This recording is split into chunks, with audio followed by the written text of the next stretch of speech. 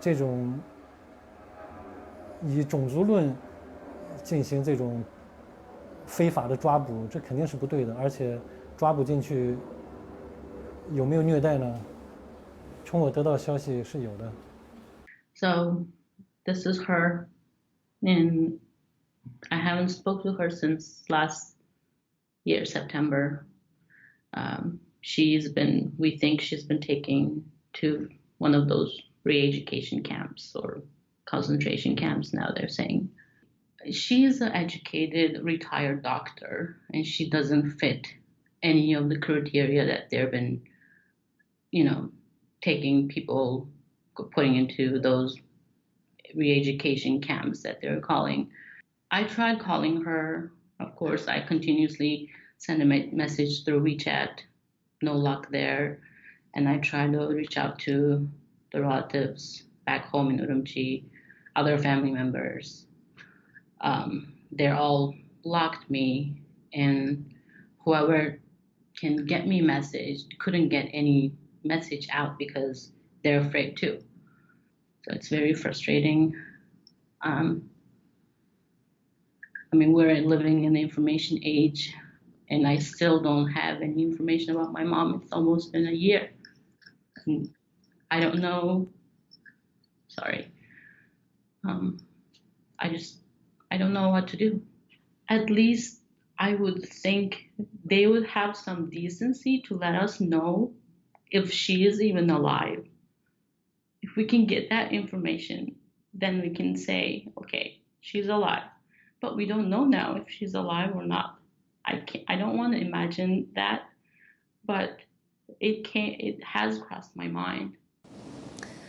Soon after the July 5, there was one testimonial meeting which held at National Indang for Democracy. And I remember at that time, 5-6 young Uyghur boys testified for that meeting. And they were so fearful, at that time, and they were not even able to speak out just in front of the public. They gave testimonies behind the scene. But what they have testified was just horrible because they did have witnessed it. Although some of them didn't even took part of the protest, but they were arrested just the next day of the protest, and they were tortured, and they were forced to confess the crime that they never ever committed, and they were threatened and extremely scared. And they described how it happened, how the Chinese military force indiscriminately opened fire towards peaceful protesters, which they had nothing on their hands. And even worse is they arrested many, many people. But until today, it's been 10 years now, still the Chinese government is covering up instead of they just correcting the mistakes what they have done to the innocent people. I think it got worse. It got worse and worse day by day, and nowadays they completely try to lock up whole Uyghur people. Now we're saying that the Chinese government in interning or putting in the concentration about 3 million Uyghurs, but in reality all Uyghurs are in prison.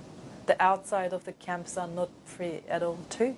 As you know, that the facial recognition, all surveillance technology, all the high-tech stuff, they're controlling every move of everyone.